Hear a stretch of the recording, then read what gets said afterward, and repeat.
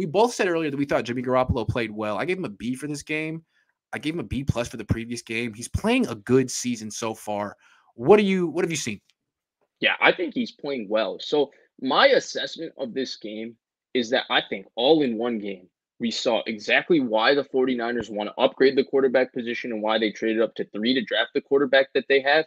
But we also saw why Jimmy Garoppolo has been successful in the NFL and why, I mean, just about everybody considers him to be a solid starting quarterback and the kind of guy, like, you don't pay him to be your backup. He's a starter, you Mhm. know? And I think we saw that all wrapped in a vacuum, right? Um, like the throw to Debo, right? The throw to Debo, unbelievable throw, unbelievable anticipation, timing over the middle of the field, and it's a small window, and he ripped it in Mhm. there. And he, for the most part, over the middle of the field, he understands leverage pretty well. He throws with a ton of anticipation over the middle of the field, and any in-breaking route, the drift route especially, he just rips it with utter confidence. But then Yes. we also saw the aspects of Jimmy Garoppolo as to why the 49ers would feel they need to trade up to 3 and get a quarterback. Like the out to Mosanu, right? I mean, he tried throwing. I mean, Croc talked about it on. He put a Twitter thread out, and it was somewhat of a layer ball. I don't think that ball was that layered. I think he just flat out missed that ball. It was a clean pocket. He got the snap. It's third and I think it was 3rd and 8. Sanu's wide open. You got to put that ball on him, and he just sailed that ball.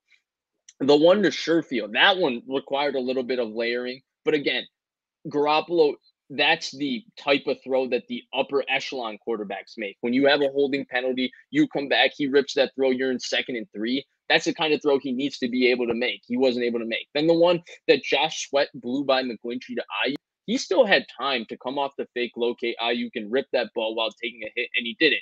But we also saw then the other aspects of Garoppolo, right? We saw, The I think worst the throw two was the things, one that Steven Nelson dropped. I mean, McGlinchey got yeah, the worked one on to that Debo, play. right. The The one one that Debo Steven Nelson, Nelson dropped, yeah, you that really was see a why pick Kyle six. doesn't really – if Kyle's calling passes outside the numbers, either it's a deep shot to Debo or it's 5 yards outside. I mean, if it's on a line, it's a 5-yard throw. That was a pick six throw. It was a pick six throw. He It threw a was. pick six. Steven It Nelson, was. Debo made a great play It to make was. sure Steven Nelson doesn't pick that. But the Yeah. point is, I mean, we saw those things and we agree those are his weaknesses, but we also saw his strengths, right? He's tough. He's gritty. He moves well in the pocket. And I think Yeah. that's something that we didn't He see him scrambled. do in 2020, but he moved well in the pocket in week 1. He once again moved well in the pocket in this game. He made a big time throw to Debo over the middle of the field. That was a great throw on that 2-minute drill. I think something that's been a good thing about Jimmy Garoppolo is we've talked about his air yards ad nauseum, but I think one of the biggest things and changes with him is a lot of his shorter throws wouldn't be checkdowns. He would not locate his checkdown and find his checkdown when plays were dead. And it was kind of weird because he threw the ball so short, but he's not actually checking the ball down. And that's where people would draw the distinction. I think this season so far, it's been just 2 games. He's done a really good job of being mature in the pocket. And okay, nothing's there. Let me get out and run and try to get 4 yards here. Let me just flip it out to Hasty and get 5 yards here. And he's been doing that to me really well. That's been good to see. And I just think overall he's played consistent. He's played clean.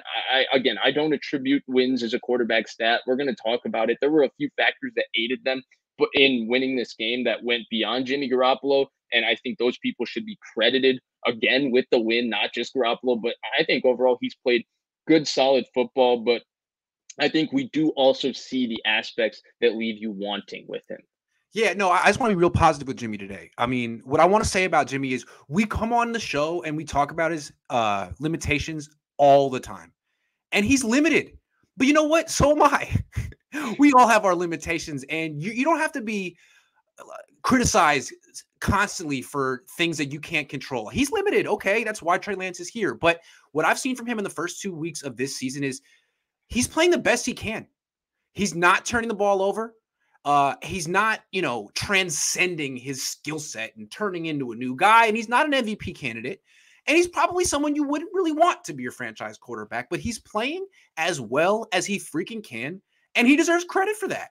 I mean, it's he's not playing like great. the offensive game plans have been so great. He's got one guy on offense balling out right now. There are injuries. And I think he deserves credit for going out there and doing as well as he possibly can. You know what he's doing? We've complained about him not playing clean, veteran, mature football. He's playing mature, clean football, and it looks good. And I think it's positive. And I mean, we're the quote unquote Jimmy haters. I feel like you are more so than me.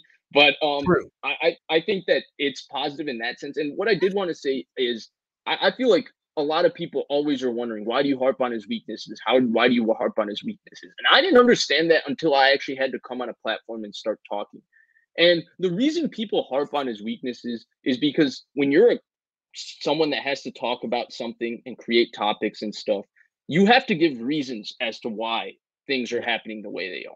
Jimmy Yeah. Garoppolo is a solid starting quarterback, but you have to provide reasons as to why the 49ers are interested in Matthew Stafford and Sam Darnold and Deshaun Watson and Tom Why they don't Brady and throw Mac Jones downfield. and Kirk Cousins. And you go down Yeah. the list, and because the 49ers are the ones flirting with every quarterback, now you're stuck in a conversation where you have to say, okay, what's wrong with this guy? Why don't Yeah. they want this guy? Why is Yeah. Kyle Shanahan not fully invested in this guy? And Right. that's where you lead down this rabbit hole of consistently talking about the things he can't do. Right. But if the Niners weren't having those conversations, I think most people would be happy with the things he can do, because the things he can do, it's shown it's effective enough to win with, and he's a solid starter. Right. And it's like the fact that the Niners only scored 17 points in this game, I don't really put it on him. I mean, he's not the running back. He's not really involved in the running game. The running game didn't work. They stuck with it, which is commendable, and it's a big reason they won, but he was efficient. I mean, he didn't throw for a lot of yards. He didn't have a lot of yards per attempt. He was efficient. He didn't turn the ball over. I just want to say, Jimmy, I see you. But let's talk Those about two the drives were offense. clean. They Those were two drives clean. were clean. They were Jimmy, good I see drives. you. Yeah. You struggled early on. You got your stuff together. You didn't give the game away. You won. I see you.